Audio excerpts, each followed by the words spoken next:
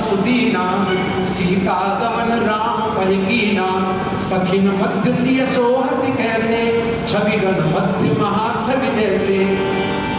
तो कर सरोज जयमाल सुहाई, और विश्व विजय सोहाग छाई।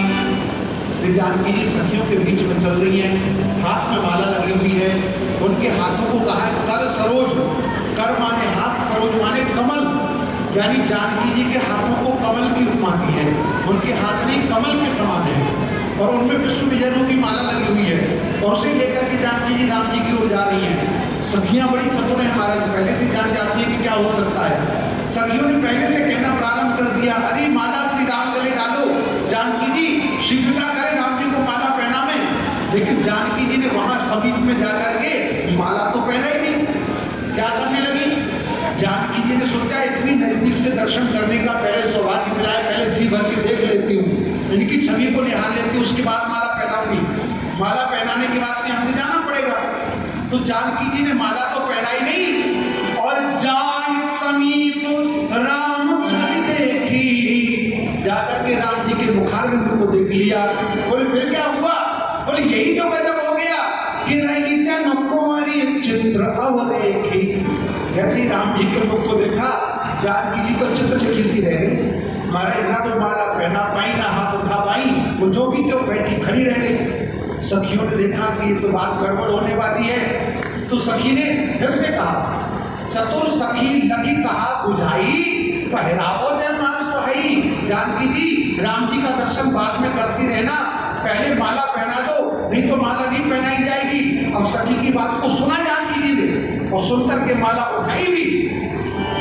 सोना तो जुगल कर माल उठाई, पर प्रेम विवश पहराई न जाई। प्रेम की व्यवस्था के कारण जानकी जी से माला पहनाई नहीं गई। बोले वो व्यवस्था क्या है? तो व्यवस्था बताई, सोहत जन जुग जलग सनाला। जानकी जी के हाथ क्या है? दोबारा कहा, जन जुग, जुग माने दो, जलज माने कमल, सनाला माने डंडी के सहित। श्री जानकी जी के डंडी के सहित दोनों कमल, उनमें उंगली रूपी पंखुड़ियां और उनमें माला लगी हुई है। उस माला को लेकर के जानकी जी राम जी के पास में गई हैं। अब विचार करो, हम लोग राम जी को क्या कहते हैं? श्री रामचंद्र। श्री राम का मुख चंद्रमा के समान है। सज्जनों, आप लोग सब जानते होंगे कमल कब खिलता है?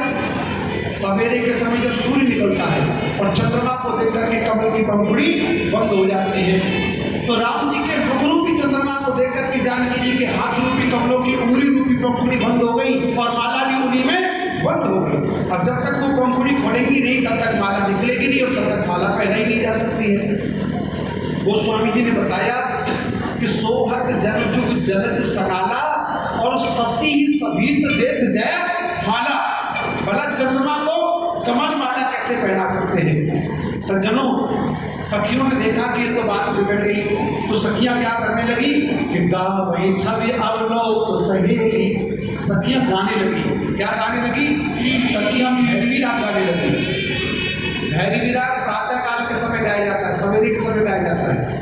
देखो रागों के ऐसे प्रभाव होते हैं, रागों के ऐसे प्रभाव होते हैं, अगर किसी को शुद्ध हो जाए तो मालकोस राग गाने से पत्थर पिघल जाता है। आप लोगों ने सुना होगा, पढ़ा होगा इतिहास में, तानसेन बैजू बावरा, उनको ये मालकोस राग से दिखा।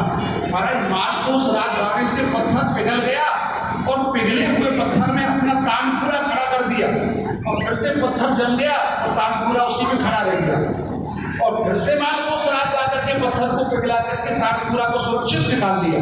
ऐसा चमत्कार करते थे वो लोग। दीपक राग गाने से दीपक अपने आप जल जाता है, राजा बन को सिद्ध था दीपक राग।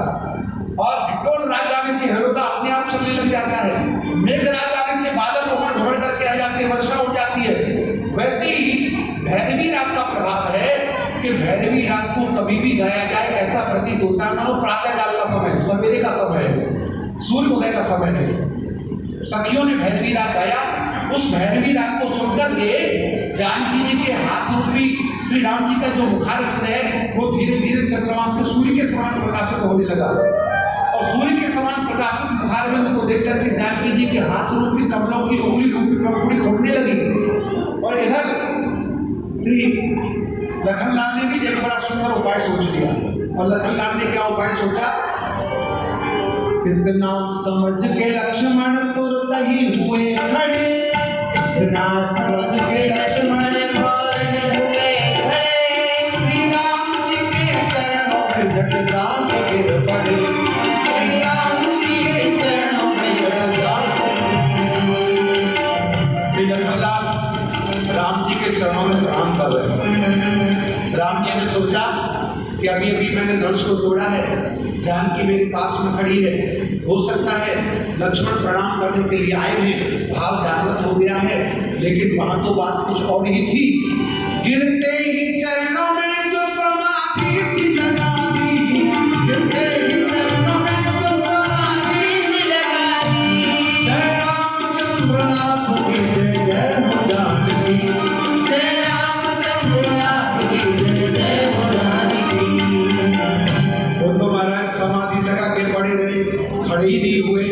जब बहुत देर हो गई खड़े नहीं हुए लखनलाल, तो राम जी भी समझ गए भाई इतनी लंबी दंडवत तो लक्ष्मण ने आज तक नहीं की, कुछ न कुछ तो दाल में काला है। श्री राम जी भी भाप गए दोनों की बात को, श्री राम जी भी भाप गए दोनों की बात को, सर नीचा कर उठाने लगे लखन भाप को, जय मालदार की नींद मोर में डाल दी, जय रामचंद्र आपकी जय रानी, जय रामचंद्र आपकी जय रानी। गाय छवि अवलोक से सीधे माल नाम मुर में भी, गाय आरती मुर नर नारी, बहन छावर बितर सारी, बहन छावर बितर सारी। श्री जानकी